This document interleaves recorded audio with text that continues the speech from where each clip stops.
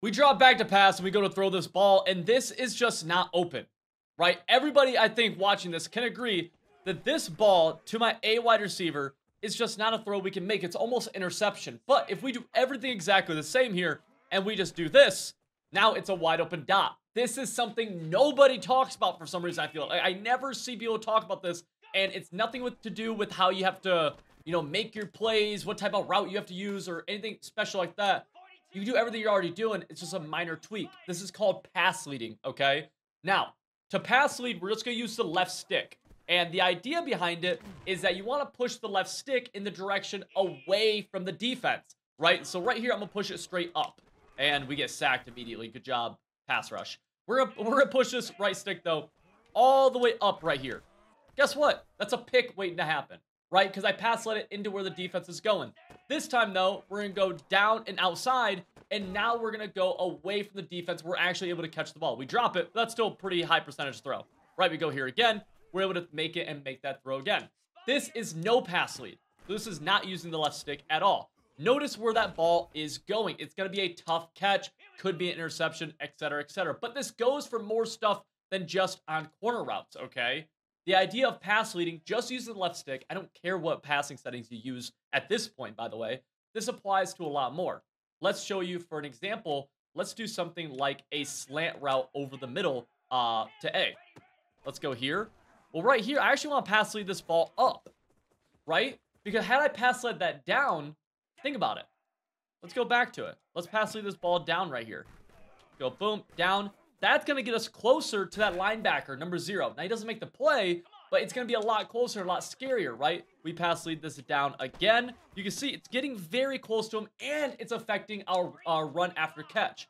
Whereas this time, if I do no pass lead, you see we just kind of catch it in stride a little bit, all right? But then, if we pass lead it correctly, which in this case is away from the defense, which is just straight up, you see how many more yards we're able to get. This turns a 5-yard completion into a 15-yard completion. This changes an interception into a touchdown. You can imagine how different windows can get more and more open. I'll show this on the left side corner as well. Let's watch why right here, right? No pass lead. Picked off. Should be a pick, right? This time we're going to pass lead it. I don't know if I can fit this in, but we can at least try to. Pass lead right there, and we're able to make a really tough, yet still able to make the catch, right? Really tough catch. Again, what we can't do, though, we can't pass lead incorrectly. If we pass lead incorrectly, you might as well just not pass lead at all because it's just going to go to the defense. Use the left stick to get your pass leads right. You don't need to use left trigger, anything else. That's all left stick I'm talking about right now. Now, if you've gotten value from this video, consider doing me a massive favor and hitting the subscribe button. It seriously helps the channel out, and I'm trying to get to 100,000 subscribers before the new year. Been a goal of mine. We're doing YouTube for a long time, and again, like, if I've been able to help you out at all, you'd be doing me a massive favor in return. Thank you. Let's get back into it. Now, quickly for reference, I want to just mention what my passing settings are. This is very preference-based. It can definitely change, and my opinions on this have changed, but I'm on placement and accuracy. Passing slowdown is off. Pass lead increase is none, by the way, and my reticle speed is 7 out of the full 20 it could be. This is like almost the most default passing settings you can have. I would never recommend classic. I would never recommend placement. I only would recommend placement accuracy or revamped. For what it's worth, when I used revamped, I had this to none and I had this to 20. Okay, so these were my revamped settings. I do like placement accuracy more now. I think it just got a little bit better in a recent patch, like a month or two ago, where to start the year, it was kind of like just meh. Now, I just like it a lot more than revamped. And it transferred over to Madden really well. So if you play both games, it just makes more sense to use this. It doesn't matter how good of an actual passer you are. If you don't do this, it just doesn't matter. You're going to look terrible. You're going to act terrible. You're going to play terrible. We have to call good plays. This goes so over or underrated for some reason. I don't know why. But I want to just explain to you what kind of a bad play is here. There's a lot of things that go into it, but I want to talk about spacing specifically. So if we look at a route combo like this right here, we have this drag, and we have this slant.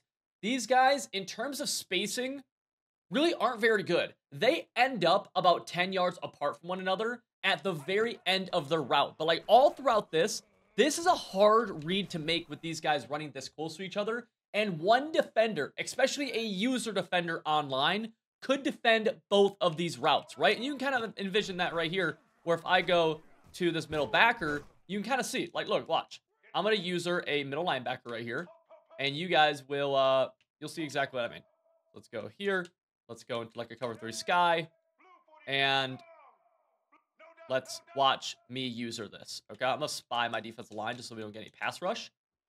Now we have that drag and that slant. I'm here. I'm using both of them. You can't throw, like, both of those throws are incredibly scary to make. Okay, I'm on both of those. So we need better spacing. What does that actually mean? Like, how do we do that? Well, if we wanted to recreate that route combo right there, we had the drag and the slant going across, trying to create a high-low. It's a good idea, right? First thing I would do is that we need this guy to go deeper, right? Now, I might stem him down, so it looks something like this right here, but now think about how that spacing is going to work out, right? Now, if I try to user both of these routes, I'm low, you can easily go high on that, right? That post route's much more open. The shed happened, who cares, right? We're getting more spacing on it. We're making it to where a singular defender can't defend 2 of our routes, okay? If we want to take this a step further, we can actually add some horizontal spacing into this as well, because look, if we go here and here, right, these guys aren't, the post and the drag aren't very spaced out horizontally. They get some, but it's not great, right? It's mostly a vertical spacing. So now, let's actually add some horizontal spacing into this.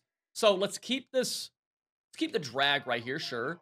Let's put this guy in the post, right? Let's stem him down. This is just an example route combo, by the way. Now, if we snap this ball, let's get into just a basic, you know, we'll go cover 4 drop right here. Let's do this. Now notice there's a little bit more spacing horizontally, and they have great spacing vertically. Notice how a user could never get both of those routes at the same time, or a singular AI defender both couldn't get those routes at the same time. Let's show this in another example here, though, okay? Let's go to something like, you know, say we want this post route, and then we want a curl right here. I don't love this route combo between the curl and the post. Why? Because they're getting kind of close to each other while the post is breaking, right? Think about that. Like, that's some spacing, but like that defender defended the curl and he picked off the post. Literally, like, that's the best example ever. Number 7, he's on the curl, right? You're not gonna throw the curl. You're thinking the post is getting open. He drops back, so you just need more spacing right here. So instead, what would we do spacing wise to make that make more sense? Well, I'd keep the post, right? You could keep the post, but instead of a curl route, let's do a hitch, okay? Because then you're gonna have to choose between them, and you're able to attack the other guy, right? There's so much spacing between them vertically right there that you're able to attack the other guy, okay? So keep making sure one defender can't defend 2 of our routes is massive, massive, massive. Even something like this right here, if we went flat out route, it's hard to throw either the flat or the out. Notice how they hit each other at the right side of the field. We can't have that. We need spacing, and calling good plays is massive. We actually have videos on this channel talking about like good play calls to call that are completely stock and that you don't need to do anything special to set up. You can just call them. They're great plays. Speed kills on offense, and that is true for both real life and in college football 25. Now, I made a video about this the other day. Some people are a little upset because I kind of emphasize speed as being one of the most important things. And the fact of the matter is, speed is probably like almost the most important thing here in college football 25 and in all football video games for the most part. And the goal of these videos is for you guys to win more games after watching them. So I'd be doing a disservice if I just ignored that, right? So I want to showcase why speed is really important. Right here, we have press coverage. I believe we have 94 speed on Brown. I might be wrong, but he's faster than the DB ahead of him. One of the big advantages that speed gives you is that against certain aggressive defenses, or just defenses in general, it can give you essentially free touchdowns, okay? And right there, of course, as I said, we got it the first few times. As we say it right there, we don't get it. But it can give you easy free touchdowns, right? You can turn plays that shouldn't be a touchdown and make them a touchdown. Now, you combine that with a pass lead inside, right? That's our first tip. And you are going to be able to start scoring touchdowns. The pass lead inside was just due to that's where the weakness, or that's where the defense wasn't. I'm on Heisman right here, by the way, okay? So we go to something like this again, right? Let's just showcase it. Let's go with that streak. Boom. Do we get inside leverage? Right there, we actually don't. So we're just going to go to our next read, right? It's not like you're just going to abuse speed every single time. I want to showcase something. That streak for a touchdown is not open if that guy is slow. And to prove it to you, we will go to El Dati. Dati has 88 speed, 87 speed, I think. So let's go everything exact same right here. Boom. We're going to put Dottie on that streak. And now, can we ever throw Dottie for a touchdown? We'll go pass lead him all the way in. Picked off. Right? Should be a pick. Let's go again. Right? Playing against aggressive coverage. Speed. No speed right there. You see, there's no opening for him. Pick.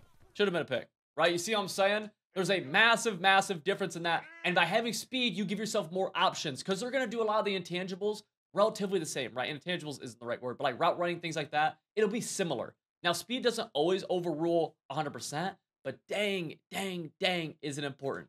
Another example of this is, let's say, at the quarterback spot. All right? Why is speed important here? Well, if a play breaks down, right? Nobody's open, nobody's open, nobody's open. We got to make a play, right? You can actually make a play with somebody who has some speed at quarterback. He can extend plays. He can get you out of bad situations. And I'm telling you, on big fourth downs, this is huge. Even if we're rolling out and picking up yardage like that, or throwing the ball away. Click the right stick in to throw a ball away, right? That's a little bonus tip. You have to do that. All right, play breaks down. Boom. If this guy's slow, right? Play breaks down. There's nothing you could do. You eat a massive sack. You don't want to do that, right?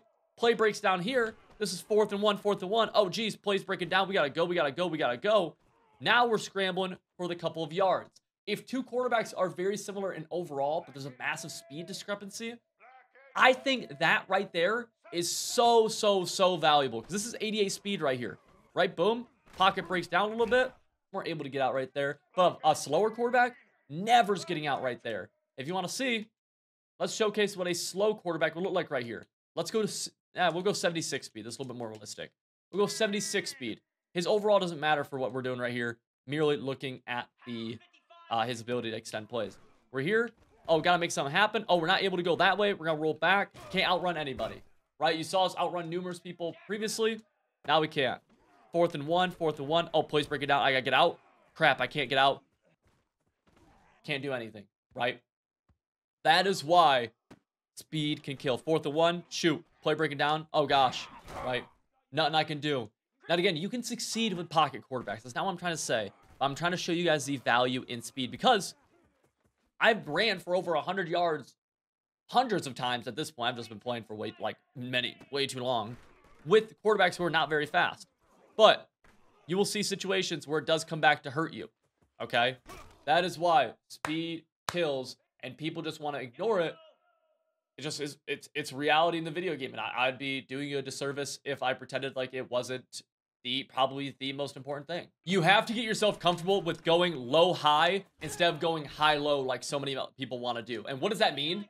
When you're making reads on offense, your eyes should start at your initial routes that are beginning to develop right at the snap. So this, a lot of times, is drag. This can be flats. This could be out routes, right? In this case, we have a nice little play called mesh where we have 2 underneath drags and even a halfback coming out of the backfield on a wheel. But his initial part of it is low. Right here, boom, underneath. So many people want to look deep all the time. And that's okay to an extent, right? You can have designed plays where you're looking deep. But as an overall rule of thumb, you should first be looking low and then working your way up high, right? That is what we want to be doing. Because if we look high and we look low, think about it. Routes that go deep, they take time to develop. Watch this post route. For him to develop, to even be throwable, right? Watch A. Let's do it. Let's count. Let's count. 1 Mississippi. 2 Mississippi. Now he's able to throw right around 3 Mississippi. What if they blitz you? Then what? You just can't, right? And then on top of that, by the time he starts his route, right, my drags and stuff are already like almost done with their routes. Instead, check the drags, check your flats. Boom, right here. Oh, we got B. Cool. Cool. That guy probably just started cutting. But I would never hit B had I looked for the tight end first, right? And it's not a bad thing to identify, oh, this guy's not open. This underneath isn't open. That means high is going to get open. And then start using your opponent tendencies to start predicting more of your reads. But as a rule of thumb, we have to start low. We have to. Wow, that was a bad read. That was a bad read by me. But you have to start low because you'll miss so many reads if you just start high. The other thing that goes with that is that unless you're trying to take advantage of aggressive defense, streaks are almost never going to be open. They just won't. Now, this is a little bit different. I want to be careful with this statement because this can be a little misleading. Streaks on their own typically will not be open. If you're running something like verticals or like 4 verticals, something like that, a little bit different. But like this streak right here from Conception, he's just like you're just not going to get him open against anything unless they're playing aggressive coverage and you have that speed discrepancy that we talked about, right? Right here, if we put Rodgers on a streak, seriously, serious question. What is he getting open against? Nothing? Because you don't want to throw him one-on-one, right? One-on-one's begging for a pick. That's not a good read unless you have an ability. So keep that in mind, right? Where these streaks can almost get taken out of your read progression. They're used as more of a, dang, I thought we had an actual laser. They're used as more of a clear out route than they are as an actual read. Again, sometimes they can get open, but it's just unlikely. Start low. That's going to help you keep the chains going, stay ahead in your drives. And if you get to a second and short, then you can have a specific play call where you're a little bit more aggressive saying, I like this corner, right? And then go throw that corner right there. I do not like the corner, but you kind of get the idea, right? You go deeper and deeper and deeper. But you have to set yourself up for good situations to do so. Now I like the corner. There we go. So I'm looking to throw this tight end right here, and I'm going to use the same pass leading idea that we did before. And we make the throw, but it's still a tough window sometimes, right? Just certain routes, that corner was pretty deep. We'll go again. We'll do the same kind of pass lead. We're able to get it, but he's taking a big hit. The pass lead helps though, right? And you can see, because if we don't pass lead this, probably going to be picked off. Probably won't be very open. Yeah, see that? Boom. Just not a good throw.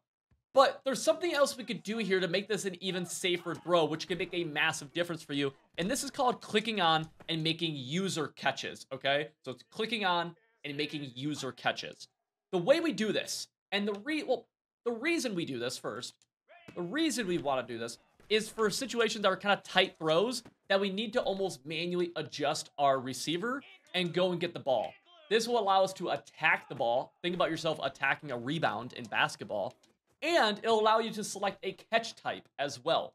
So let's showcase how we click onto somebody. When the ball's in the air, you're just going to simply press B or circle. So right here, you kind of see me press B or circle a little bit late. I'm kind of trying to demonstrate it a little bit. But you want to press it, and you can then move that guy.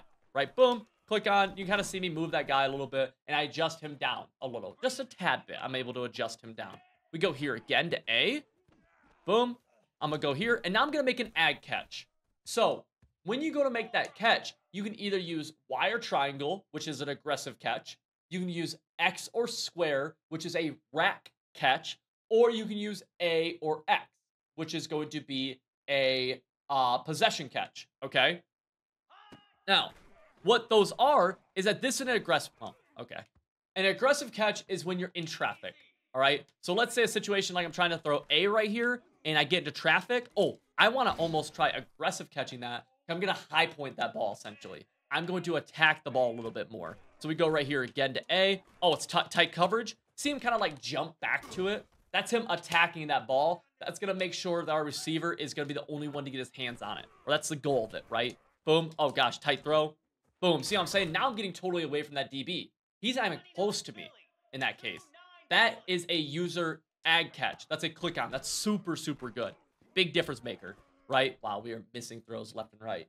Now, let's show an example of when we might want to use something like a possession catch. Well, let's watch B right here. B right here is just going straight to the sideline, so I might just want to click on and hold A, and that's going to allow me to possession catch him on the sideline, okay? Because right here, I wouldn't really want an ag catch, and actually, sometimes they'll like override the catch animation you're trying to do. Keep that in mind. But you wouldn't really want an ag catch right there, right? Right here, you don't really...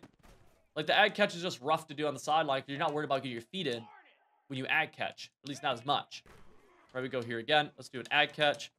Able to get our feet in. And the game does do a good job to an extent of recognizing the situation. But you still have that user control where you don't want to really mess it up, right? So, a possession catch is going to be when you want to catch it on the sideline and try to get down. Or, another example of a possession catch is, let's say, oh, there's traffic in the middle. Boom, possession catch right there. You don't want to, like, if you want to get down and avoid contact, possession catch. 4th and 1, 4th and 1. Oh, my halfback's open. Catch it, get down.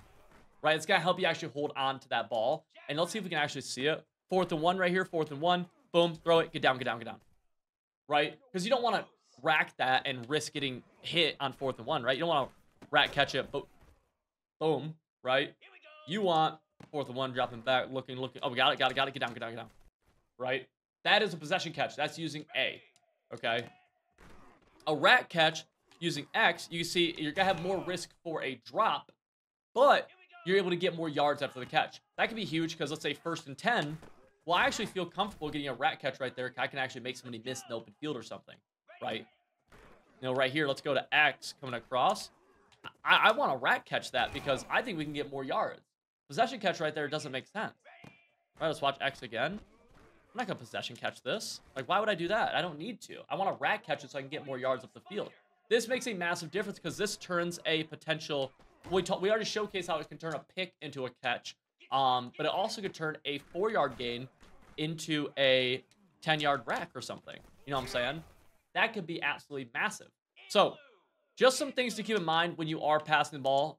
This does make a massive... It's something that if you ever watch good players play, you will see them make these aggressive catches, especially in tight traffic, very, very consistently. And you're watching me right here. This is really the throw.